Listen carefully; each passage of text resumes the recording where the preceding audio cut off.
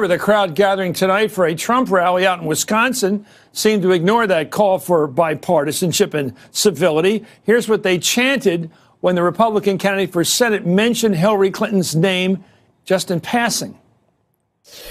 She hired Hillary Clinton's attorneys to cover it up.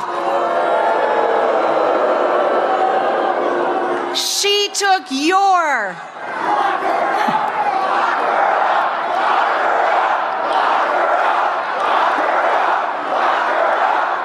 Susan Del Percio, what do you make of that? That crowd didn't catch the mood change in the mood ring.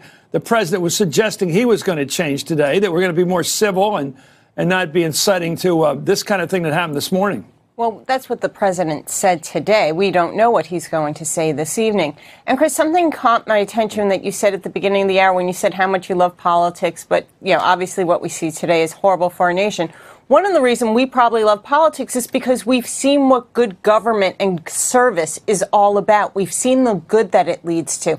And not once have I ever heard Donald Trump say, I was elected to serve. He always says, I won. He doesn't show respect to the Oval Office. He doesn't show respect to the presidency. It's case in point almost daily with the words he chooses. And it isn't surprising that we see his crowd all riled up, because that's what he wants. He called for unity. Not once has this president sought to unify our country on any basic level. Shannon, your thoughts about the way this is breaking today? These stories on the front pages tomorrow, the major papers will have the pictures of all the targets. Everyone will recognize the pattern. These people are the Democrats, basically, including John Brennan, who's been critical of the president.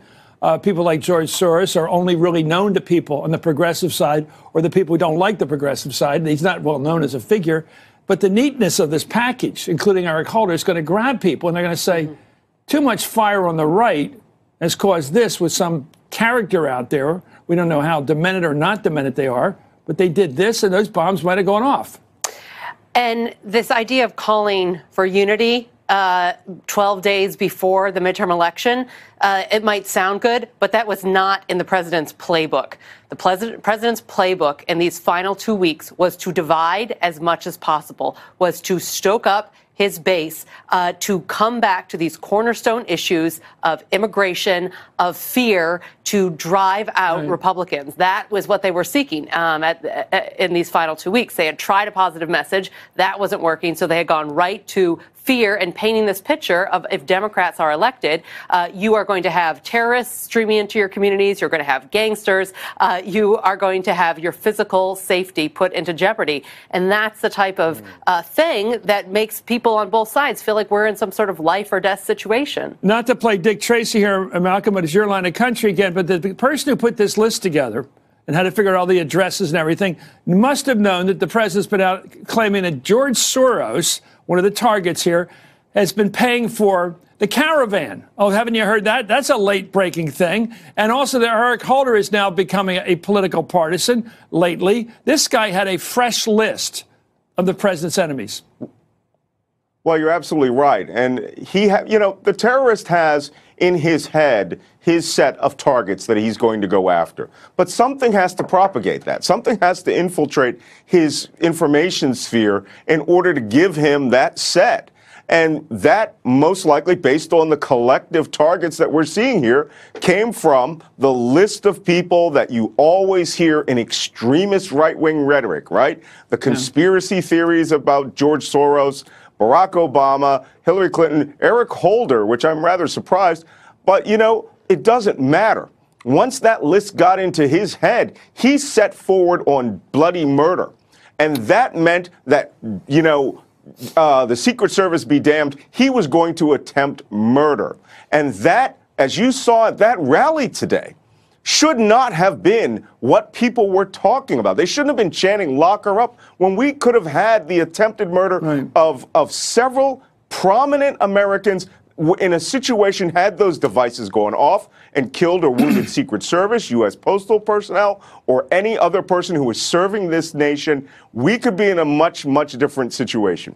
You know, lock her up doesn't take a big jump to blow her up. Anyway, President Trump has certainly fostered that climate of incivility. Just this month, in criticizing Democratic opposition to Brett Kavanaugh, Trump described his political opponents not as rivals, but as evil people. They've been trying to destroy Judge Kavanaugh since the very first second he was announced. They destroy people. They want to destroy people. These are really evil people. Now, who was disturbed by that word evil? The ambassador to the United Nations, Nikki Haley, who does impress me when she came out and said, we've got to stop talking like that. Here she was at the Al Smith dinner in New York just last week. In our toxic political environment, I've heard some people in both parties describe their opponents as enemies or evil. In America, our political opponents are not evil. Senator, what do you make of the fact that it took the UN ambassador to call the president who appointed her on that particular misuse of political rhetoric? I was so impressed and moved by what Nikki Haley had to say, and maybe the bar has been set so low that that kind of very self-evident statement now impresses and moves us. But there really is an opportunity here for a kind of alarm bell or wake-up call, whatever you want to call it, a bipartisan movement to try to raise the civility of our discourse, naive as it may sound, 2 weeks before an election. If there is a bipartisan call, as Nikki Haley seemed to feel was possible, maybe we can make some progress in elevating our political rhetoric rather than inciting the kind of violence that all too often actually results.